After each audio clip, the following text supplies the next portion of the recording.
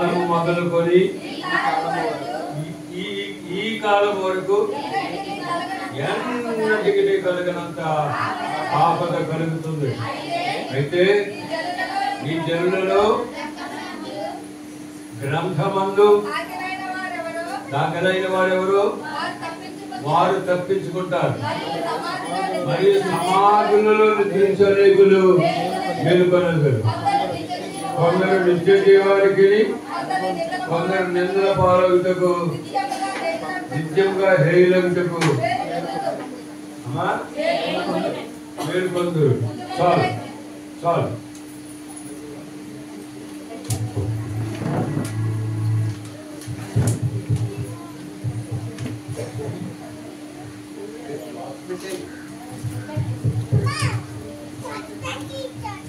ఆ కాలమందు అన్నాడు మొదట.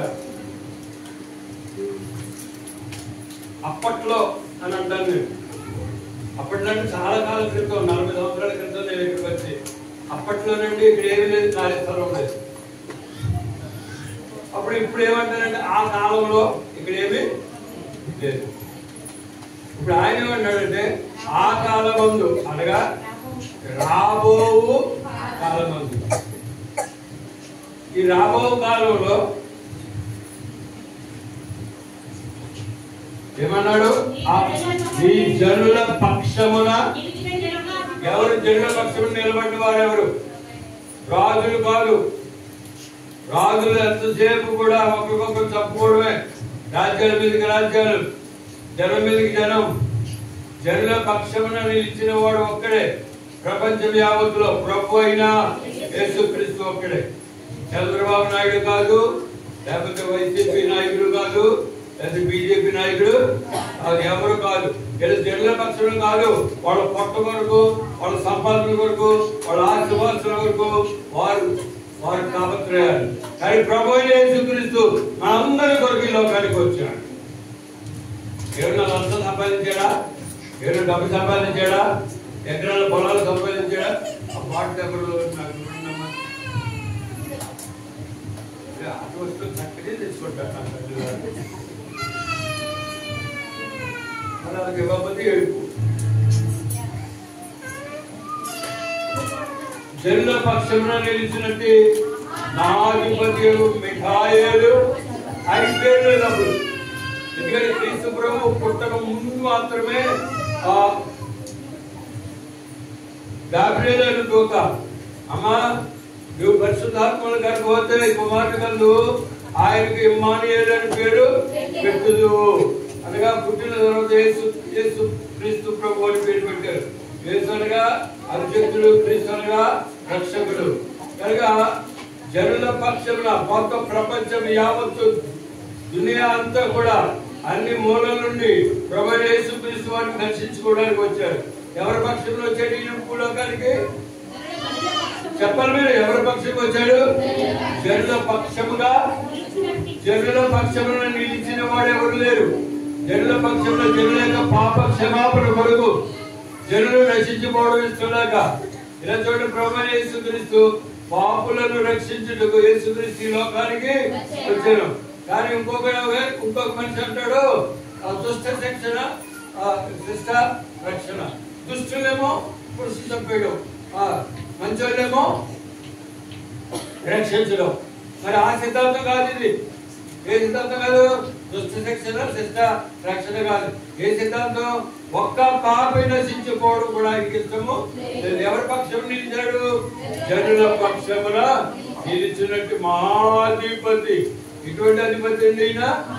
మహా అంటే ఇక అంతకంటే గ్రేటెస్ట్ ఎవరు కూడా లేరు, అంతకంటే గొప్పవాడు ఎవరు కూడా లేరు. యెషయా గ్రంథం 9వ అధ్యాయము 6వ వచనం. అధిపతి ఎవరు చూద్దాం, చూడండి. నిత్యుడగు తండ్రి. అది యెషయా గారు ఏమని పేరు పెట్టాడు? నిత్యుడగు తండ్రి, సమాధానకర్త. ఎవరు తండ్రి? ఎవరు? ఇప్పుడు ప్రభు యేసుక్రీస్తే. తండ్రి వేరు, పరిశుద్ధాత్మ దేవుడు వేరు, యేసుక్రీస్తు వేరు అని బోధిస్తారు అబద్ధ బోధలు. చాలా జాగ్రత్త, నమ్మకండి. తండ్రి వేరు కాదు, క్రీస్తు ప్రభు వేరు కాదు, పరిశుద్ధాత్మ దేవుడు వేరు కాదు. తండ్రి, కుమార, పరిశుద్ధాత్ముడు త్రియేక దేవుళ్ళు కనుక ఏమన్నాడు ఇక్కడ? సమాధానకర్తయగు అధిపతి. అధిపతిగా జనుల పక్షమున నిలిచినట్టు సమాధానకర్తయగు అధిపతి. లోక సువార్త ఇంకో పేరు చూద్దాం ఆయనకి. 20:37 ఆయనకి ఇంకో పేరు ప్రభు. ఏ ప్రభు? యేసుక్రీస్తు కాదు, యేసు ప్రభు. యేసు ప్రభు అందరికి దేవుడు. యేసు అందరికి దేవుడు. యేసు ప్రభువా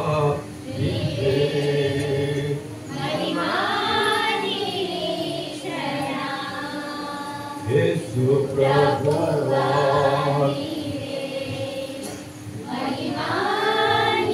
లోకగారు ఎవరి పేరు పెట్టాడంటే ప్రభు అని పేరు పెట్టాడు. ఇప్పుడు యేసు అన్న ఒకడే, ప్రభు అన్న ఒకడే, సమాధానకర్తగా అధిపతి అన్న ఒక్కడే, మహాధిపతి అయినా ఒక్కడే. ఆ మహాధిపతి జనుల పక్షము నిలిచిన వాడు జనులలోకి వస్తున్నాడు. మళ్ళా రెండవసారి ఆ రెండవ రాకడ ఎలా ఉంటుందో చూడండి. ప్రభువు అబ్రహాము దేవుడనియు, ఇస్సాకు దేవుడనియు, యాకోబు దేవుడనియు చెప్పుతూ మృతులు లేస్తారని మోషే గారు కూడా మాట చెప్పాడు. మృతులు తిరిగి లేస్తారని దానియేలు గారు చెప్పాడు. ఇక్కడ అపొస్తలుడైన పౌలు గారు చెప్పాడు. సమాధుల్లో నిద్రించే అనేకులు మేలుకుంటారు. ఇంకా ఏమని చెప్పారు? ఇప్పుడు మోషే గారు చెప్పారు, యెషయా గారు చెప్పారు, దానియేలు గారు చెప్పారు. ఇవన్నీ లేఖనాలు. తెస్సలోనికీయులకు రాసిన పత్రిక 4:16 ఆర్భాటముతోను ప్రధాన దూత శబ్దంతోను దేవుని బోరుతోను పరలోకము నుండి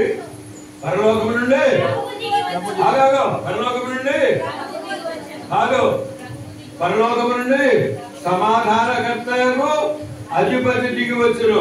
పరలోకము నుండి యేసుక్రీస్తు ప్రభు దిగివచ్చును. పరలోకము నుండి ఎవరు దిగి వస్తారు? మహా అధిపతి మిఖాయేలు దిగి వస్తాడు. ఆయన రాకడ ఎలా ఉంటుంది అనుకున్నా? చూడు ఎలా ఉంటుందో.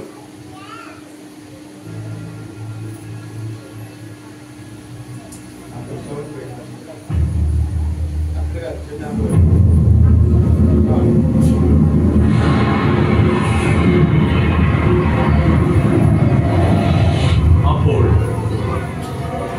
വലിയ കാഹളത്തോടും ശക്തിയോടും മഹത്വത്തോടും കൂടി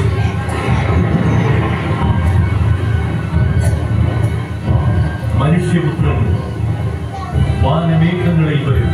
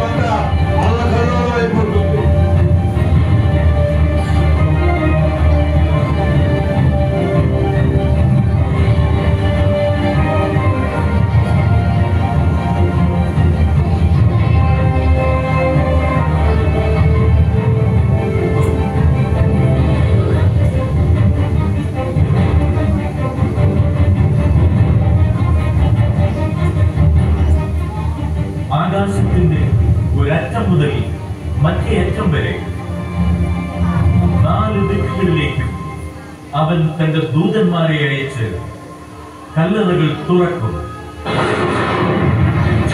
సమాధులలో నిద్రించి అనేకులు మేల్కొంటారు. ఎవరైతే క్రీస్తు ప్రభువులో చనిపోయి సమాధి చేయబడతారో వారు మాత్రమే లేపబడతారు.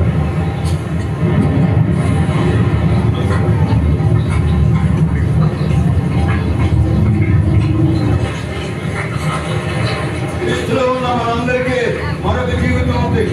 మంచి జీవితం, దేవదూతల బట్టి జీవితం ఉంది. ఇదే లోకానికి ఈ లోకానికి పట్టుకునే అబద్ధాలు, కలిసిమాలి పనులు, పరిమాణ మాటలు, ఎక్కలు, మంచి మీద మంచి చాలీలు ఇదే లోకం అనుకుంటున్నారు. ఇవన్నీ మూట పట్టుకుంటున్నారు పాపాలు.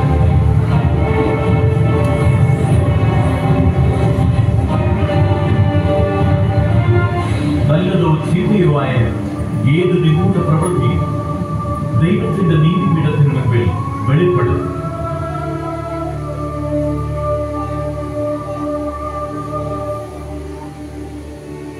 ഗ്രന്ഥങ്ങൾ തുറക്കപ്പെടും. ఎవరైతే జీవ గ్రంథంలో తమ పేర్లు రాసుకుంటారో ఈ లోకంలో యేసుక్రీస్తువిന്റെ సింహాసనത്തിന് മുൻപിൽ యేసుక్రీస్తు వారి సింహాసనం ఎదుట నిలబడి కొందరు నిత్య జీవానికి వెళ్తున్నారు. క్రీస్తులో ఉన్న ప్రతి వారు నోరు అదుపులో ఉంచుకున్నవారు, మనసు అదుపులో ఉంచుకున్నవారు, మాటలు అదుపులో ఉంచుకున్నవారు, క్రియలు అదుపులో ఉంచుకున్నవారు దేవుని రాజ్యానికి వెళ్తారు.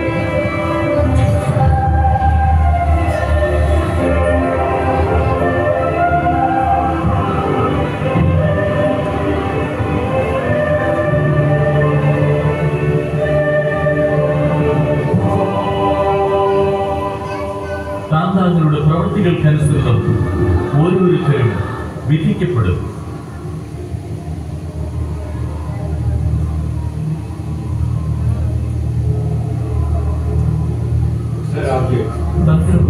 ఎవరి పేరైతే జీవ గ్రంథంలో ఉండదు ఉన్నవారు ఎత్తబడిపోయారు.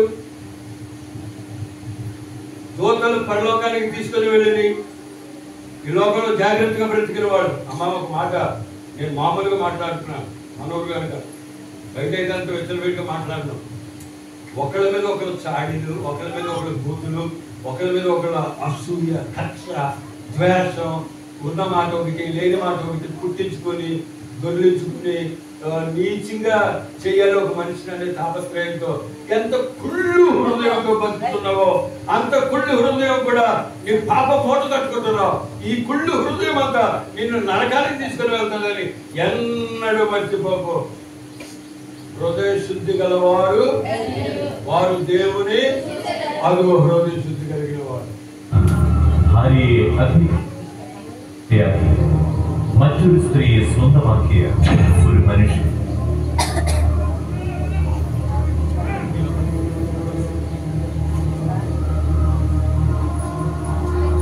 നിരാലംബരെ അവഗണിക്കുകയും പണം ധൂർത്തടിച്ച് സുഖലോലുപരായി ജീവിക്കുകയും ചെയ്തു. డబ్బుతో సుఖపడి, డబ్బు పిసినారితనంతో బాగుపడి, డబ్బే దేవుడు అనుకున్న వాడు గతి ఆ విధంగా ఉంటారు.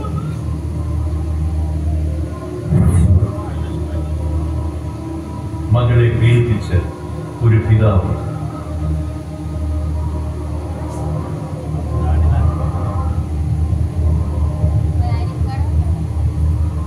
ఈ లోకం కోరుకుంటే పైలోకం పోగొట్టుకుంటావు.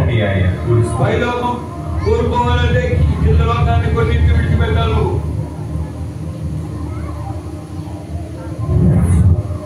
രോഗികളെ അവഗണിച്ച് സമൂഹത്തെ കൊള്ളയടിച്ച് ധനമോഹിയായ ഒരു ഡോക്ടർ.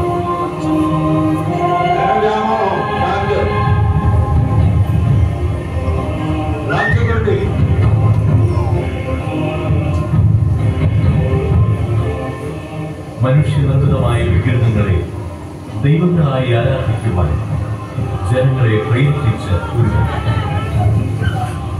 ജീവന്റെ ഗ്രന്ഥത്തിൽ പേരെഴുതപ്പെടാത്തവരെല്ലാം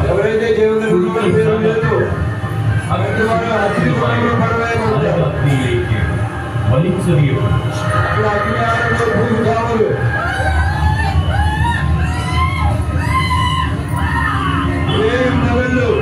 యుగయుగాలు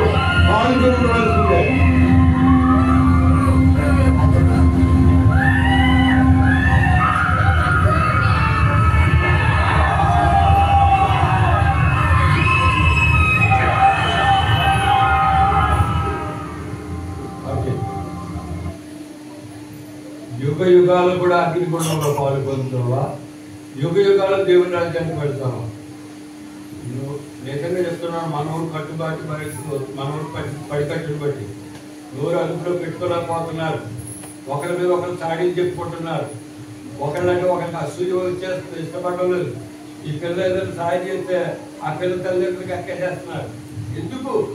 దేనికింత కక్ష, దేనికింత అసూయ, దేనికింత ద్వేషం? చాలా జాగ్రత్త. యేసుక్రీస్తు ప్రభు అంటే ఉట్టిదనుకుంటున్నారు, ఏదో అనుకుంటున్నారు. మేమేం చేసాం, ఏ పాపం చేయలేదు అనుకుంటున్నారు. నీ హృదయ ఆలోచనే పాపం, నీ చూపే పాపం, నీ క్రియే పాపం, నీ నోటి మాటే పాపం.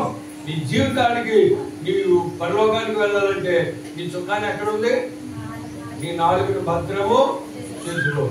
అదే నిన్ను నాశనానికి తీసుకుని వెళ్తుంది, అదే నిన్ను పరలోకానికి తీసుకుని వెళ్తుంది. నోటిని భద్రం చేసుకుంటున్నావా? అమ్మా, నిన్న ఒక్కరోజు నీ అర్థం చేసుకో. నీ నోటిని ఎంతవరకు భద్రం చేస్తున్నావు? అయ్యో, నేను నిన్న పలానా వాళ్ళని తిట్టాను, అయ్యో నేను పాపం చేశాను అని పశ్చాత్తాపం కలిగిందా? ఇంకెప్పుడు తెచ్చుకోవడం అనుకున్నావా? నిన్న అయిపోయింది. ఇక లేకపోతే ఆడదే ఏమనుకుంటున్నా అనుకున్నా, మొత్తం ఆడమని అంటారు అనుకున్నావు. ఇంకా నేను ఎలాగ వస్తుందా? అసలు నేను ఎటువంటిదాను తెలుసా? ఎటువంటిదాను ప్రాణం వేస్తే మట్టిలో నూరు ఆడించు, ఎటువంటిదాను అక్కడ తెలుస్తుంది. చాలా జాగ్రత్త. ఇది శాశ్వత కాలము, శాశ్వత జీవితము కాదు. కొందరు నిత్య జీవానికి, కొందరు నిత్య నిందల పాలు అవుతారు. దానియేలు గ్రంథంలో ఆయన మహాభక్తులు చెప్పిన విధంగా ప్రభువైన యేసుక్రీస్తు వారు ఈ లోకానికి ఆ కాలం అంటే ఆ దానియేలు గారు ఉన్నప్పుడు కంటే 605 సంవత్సరాల క్రితం దానియేలు గారు లేఖనాలు రాశాడు. ఆ లేఖనాల ప్రకారంగానే ఇప్పుడు ലോകത്തില്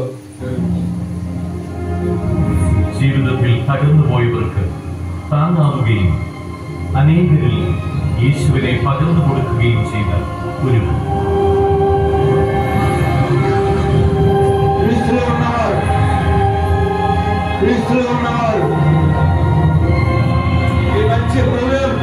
నీ మంచి నోరు, నీ మంచి హృదయం, నీ మంచి ఆలోచన, నీ మంచి క్రియ ఆ విధంగా తీసుకున్నాడు. ഇല്ലായ്മയിൽ നിന്നും സുവിശേഷത്തിനു വേണ്ടി സഹായിക്കുകയും ദൈവവചന പ്രകാരം ജീവിക്കുകയും ചെയ്ത దేవుని వాక్య ప్రకారం ఇతరులకు సహాయం చేసే నువ్వు అలా దేవుని రాజ్యానికి వెళ్తావు. ఇందువల్ల నీ పొరుగు వారిని ప్రేమిస్తే కానీ అసూయ ద్వేషంతో కల్మషంతో ఒకరు మిత్రులను చెప్పుకుంటూ చాడీ చెప్పుకుంటూ ఒకరు ద్వేషం చూపులు చూసుకుంటూ ఇవన్నీ కూడా దేవుని రాజ్యాన్ని പരിചരിക്കുകയും ദൈവവചനമനുസരിച്ച് ജീവിക്കുകയും ചെയ്ത ഒരു മനുഷ്യൻ.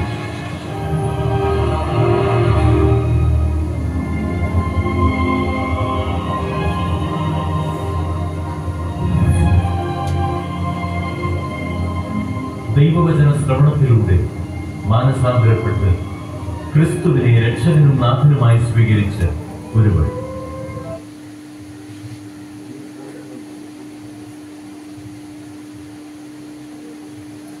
కనుక ప్రియులారా,